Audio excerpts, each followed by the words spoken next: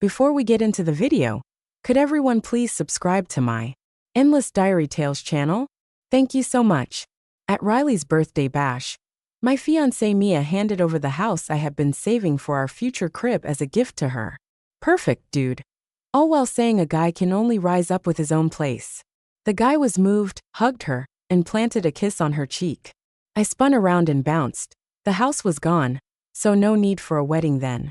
Tyler hollered from the back. Ethan, it's my birthday today. Where's my present? Glancing at my empty hands, people in the room threw me some judgmental looks, whispering that I was just there for the free grub and drinks. Mia, feeling awkward, gave me a hard time. Ethan, how rude can you be? Who shows up to a party empty-handed? Go out later and snag Tyler a Rolex to make up. I had just clocked out from work when she dragged me to this so-called celebration, only to watch her give away our house. Before, I might have confronted her, but now I was just too drunk. Who said I didn't bring a gift? I snapped, taking off my promise ring and sliding it onto Tyler's finger. Here's a ring for you. Best of luck to you and Mia. Without a second thought, I dipped out. Mia chased after me, grabbing my wrist. Ethan, this is getting out of hand. I only see Tyler as a brother. What are you trying to provoke? I told her seriously. It's not about annoying anyone. I just feel he deserves the ring more than I do.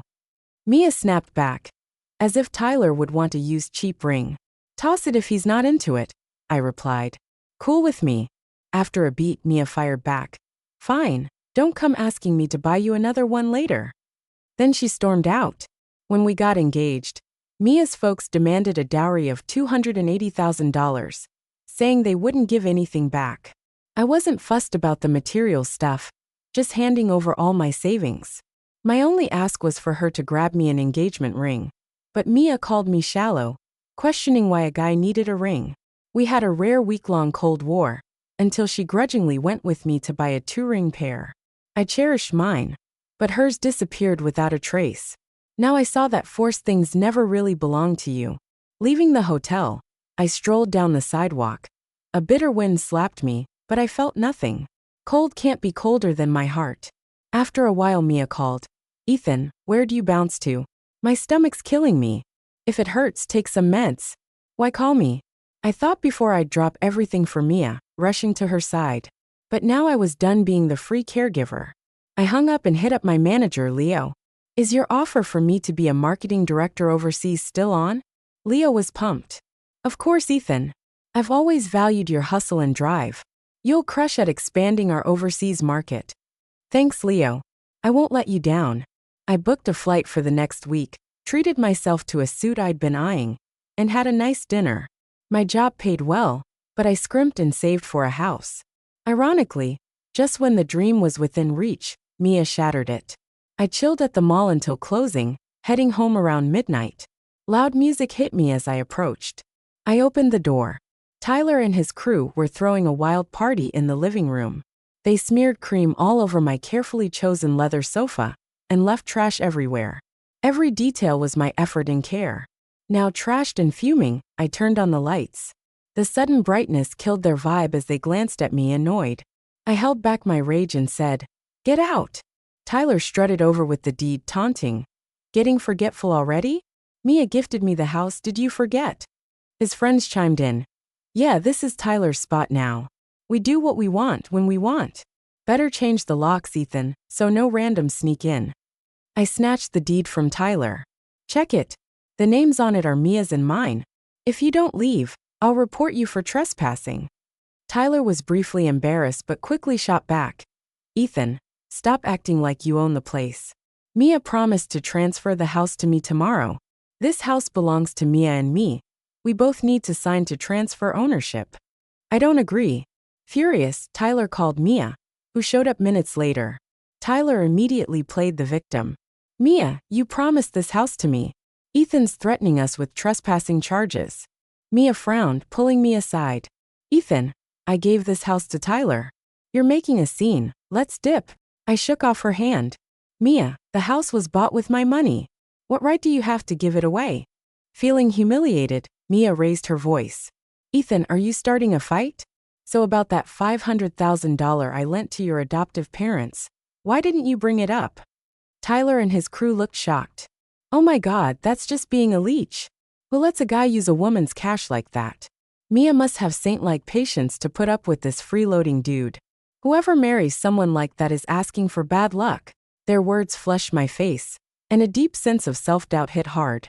I grew up in an orphanage and was adopted. When my adoptive parents found out I was dating a wealthy girl, they asked Mia for a loan of $500,000, which always made me insecure around her. I thought Mia got me, but now she's just exposing my embarrassment to everyone. Trying to stay cool, I pulled out a note with the calculations I made during dinner when we bought the house. I put in $630,000. Subtract the $500,000 my adoptive parents took. You owe me $130,000. From now on, this house is yours alone. Mia was stunned as she looked at the notes. She didn't expect me to pull something like this. Ethan, I thought you were different from others, but turns out you're just as petty. I chuckled. Mia, since you're so generous, just pay me back the $130,000, okay? My words riled her up, and she immediately transferred $130,000 to me on her phone. After I accepted, I said, "See you at the land office tomorrow at 8 a.m. With clenched teeth, Mia replied, "All right, Ethan, just wait. You'll be crawling back to me crying soon." Tyler, looking pleased, chimed in, "We'll be there on time." After leaving the neighborhood, I checked into a hotel to rest. Seeing the $130,000 balance in my bank account, I couldn't shake the sadness. That's when Tyler sent me a voice memo. In the recording, Tyler mockingly asked Mia, "What did you see in that poor kid, Ethan? No looks, no build." Mia's laugh came through. "Just messing with him.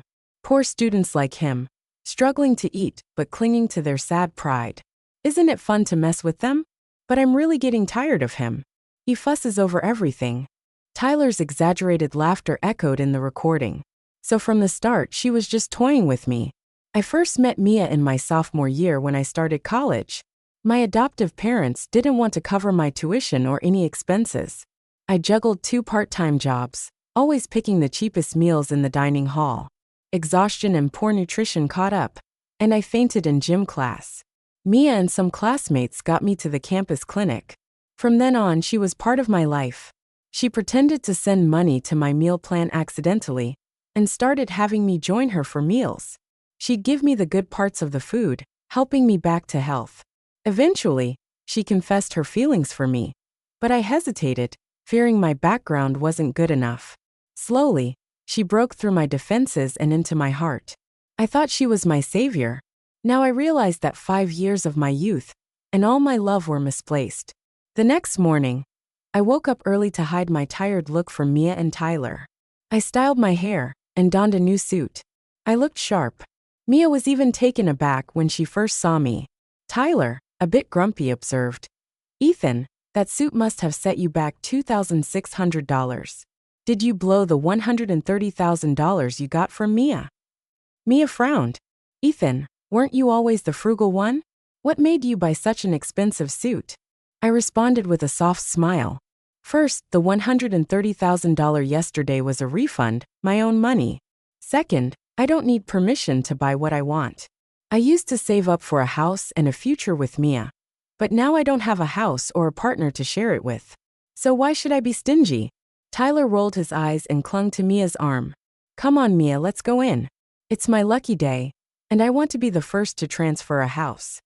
Mia paused, glancing back at me, and finally asked, "Ethan, is there anything you want to say?" I just smiled. "I wish you all the best. Hope Tyler loves the new house." Mia's expression darkened.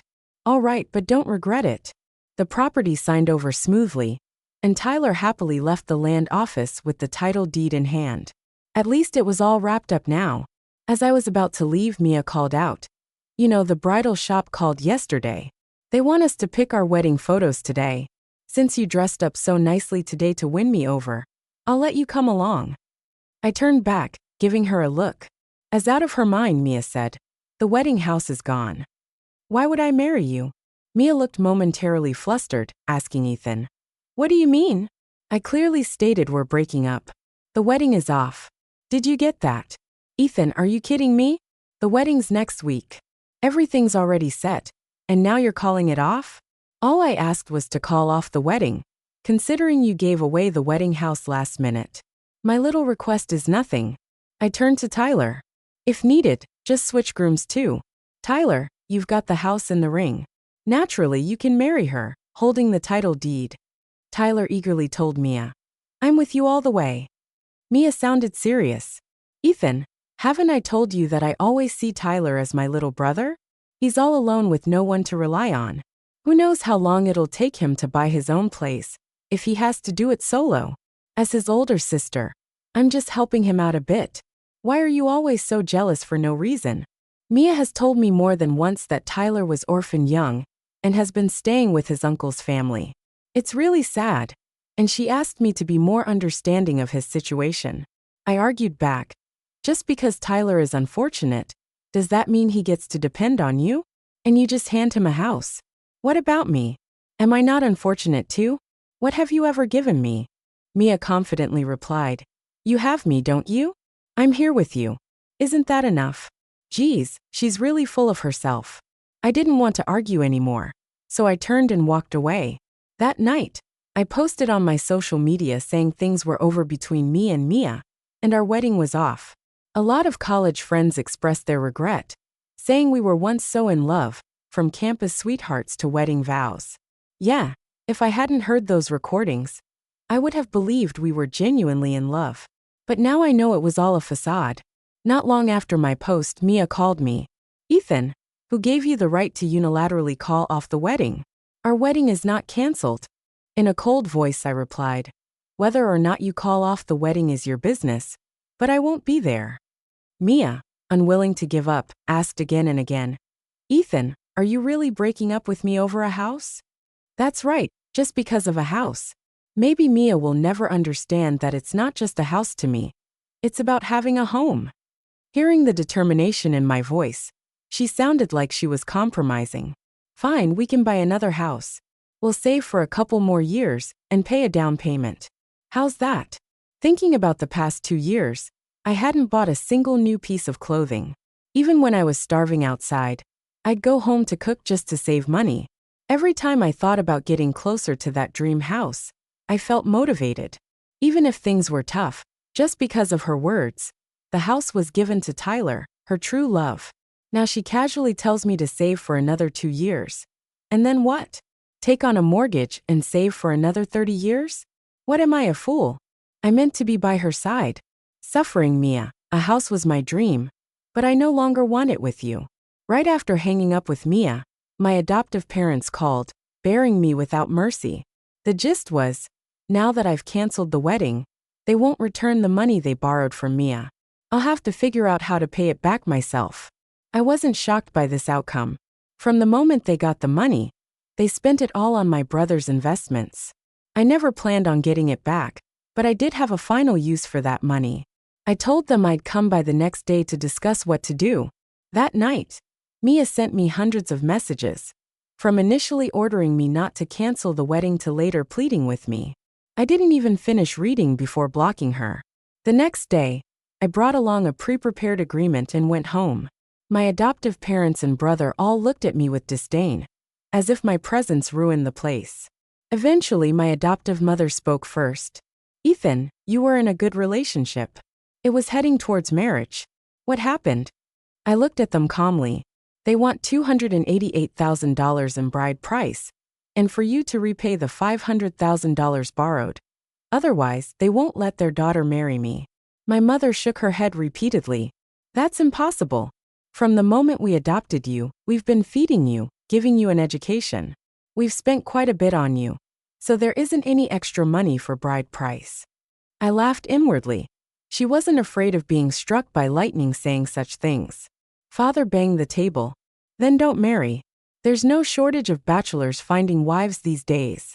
Mia's parents said if there's no marriage, you'll have to return the $500,000 to our family. Hearing this, my brother, who'd been gaming, suddenly panicked. No, that's not possible. I've already invested that money with my friends. I definitely can't get it back anytime soon. I pretended to be troubled. What should we do? They continued. If you don't pay up, we'll call the cops on you for fraud. Mother said, fraud? No way. Haven't you been with our daughter for years? Hearing her words made me incredibly uncomfortable. I didn't want to keep playing games with them. There's another way, I said, which is for me to sever all ties. I'll take on the $500,000 debt alone. This way, even if they report it, they'll only come after me. Hearing this, the three of them instantly lit up, agreeing it was a great idea. I took out the severance agreement, and they didn't hesitate to sign. After signing, I was about to leave when my mother said, "I made plenty of food and want you to stay for lunch." Thinking this might be our last family meal together, I agreed. With their burden offloaded, my adoptive mother went to cook, my adoptive father watched his spy movies, and my brother continued gaming. It felt like I was the only extra person there. I pushed open the bathroom door.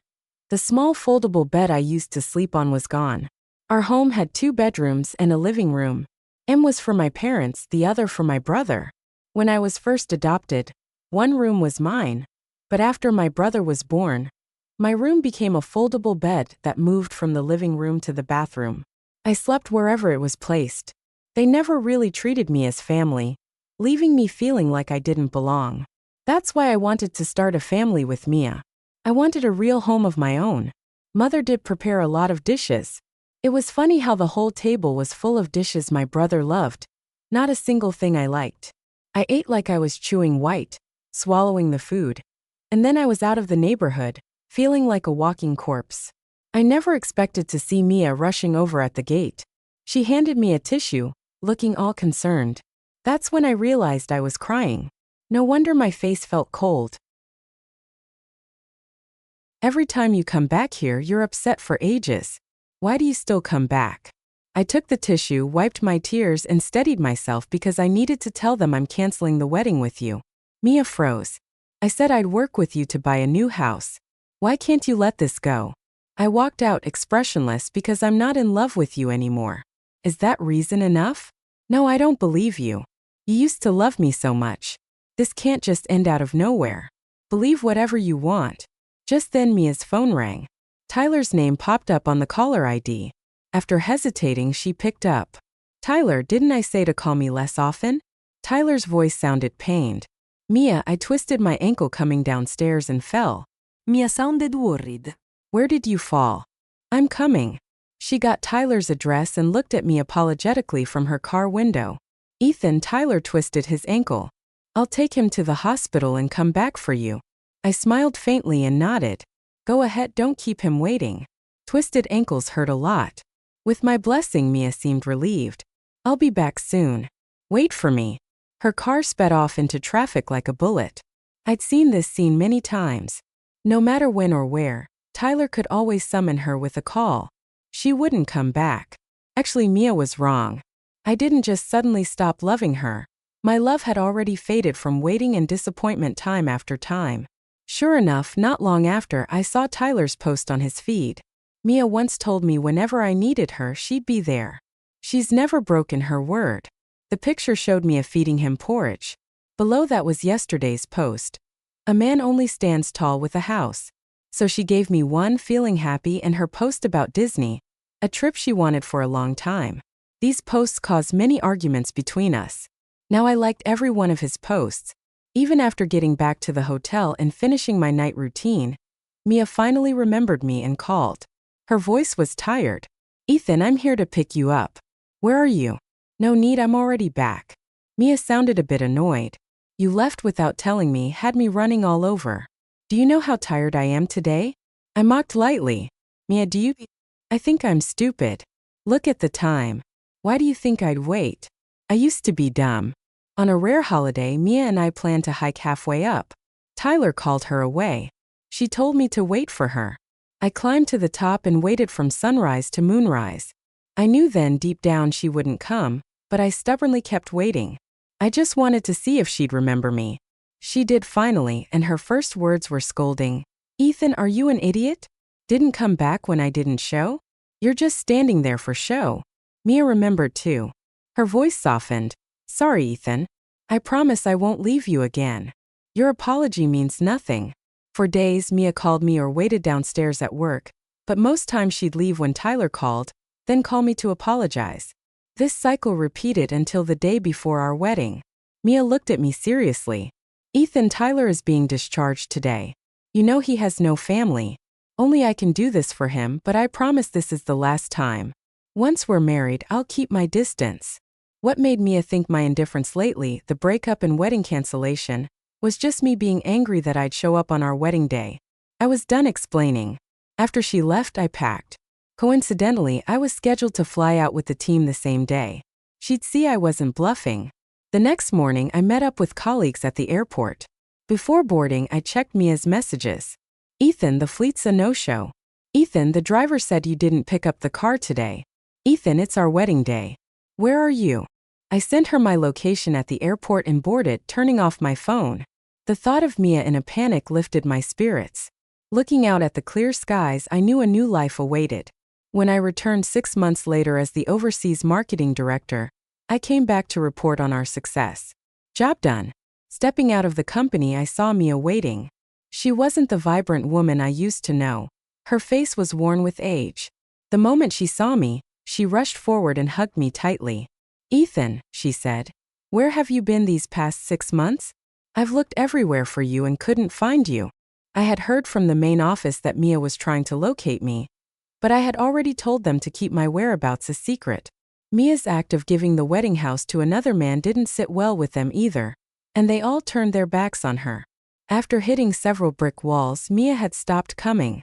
I thought she'd given up by now. I placed my hand on her shoulder and pushed her away, looking at her critically. In hindsight, my taste back then was pretty poor.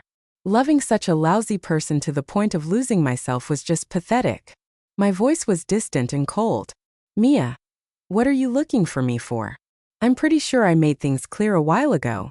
Visibly emotional, Mia said. Ethan, let me take you somewhere. Once we arrive, I'm sure you'll forgive me. Sorry, my time is valuable. I don't have time to waste with you, I said as I turned to leave. Mia grabbed my wrist and shoved me into the back seat of a car, locking the door smoothly. I was about to call the cops when Mia pleaded. Ethan, please just come with me to this place. I promise if you still can't forgive me after you've seen it, I won't bother you ever again. Driven by some kind of curiosity, I put down my phone. I wondered where this place was that she was so confident about. The route we took grew more and more familiar. Eventually, we stopped below the building of our old wedding home. I had a vague premonition. Then Mia took me upstairs and stopped at the door of our former wedding home.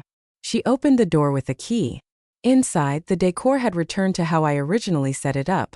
Plain fabric sofas, a bouquet of tulips on the table. Even the once broken ornaments by Tyler and others were replaced exactly as before. Mia pulled out a bright red property certificate and opened it, clearly showing both our names with a change date from 3 months ago. She handed it to me earnestly, saying, Ethan, I was wrong before. Tyler and I grew up together.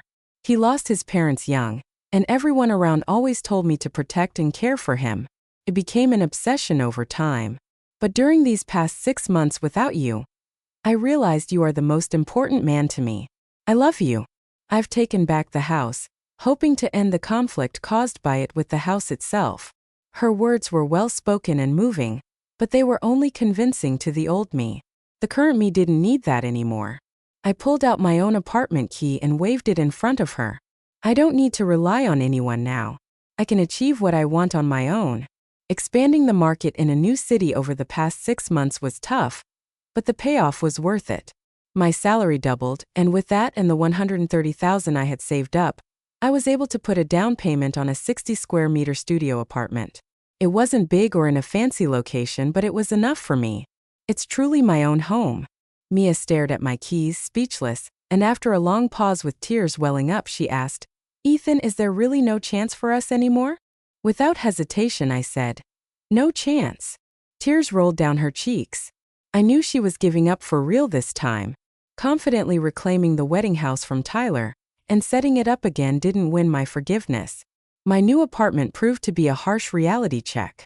I turned and walked away, feeling no obligation to comfort her. Downstairs, I ran into Tyler. His eyes were filled with bitterness as he said, Ethan, you must be really pleased with yourself now. You think you've won. I never took him seriously before, and I certainly wouldn't now. Ignoring him, I kept walking away. Tyler taunted from behind. "Ethan, let me tell you, Mia is having my baby. She will belong to me for sure." I just smiled nonchalantly, and the words of blessing came out easily. "I wish the three of you a happy and blissful family." Life this trip back was full of challenges. After sorting things out with Mia, my adoptive parents stormed into my workplace. Next, it turned out my brother lost 500,000 won on a failed investment and then got scammed abroad. They scraped together 700,000 won by emptying their savings and selling their old apartment, but still needed 300,000 won more, and they wanted it from me. I reported them to the authorities. They then tried to gain sympathy online, manipulating my sense of duty as a son. I posted a copy of the agreement we signed severing ties, along with a detailed piece about my life as an adopted child.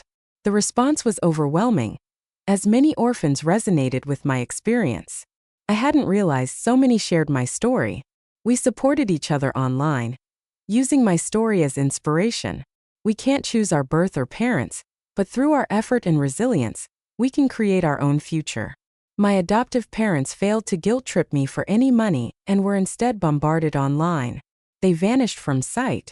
Eventually, they managed to scrape together 1,000,000 won but couldn't bring my brother back. Losing their son in old age led to a mental breakdown and their eventual suicide. After hearing the news, I took a day off. I went back to handle the burial of their remains. 5 years later, I had moved up to the position of vice president in the company.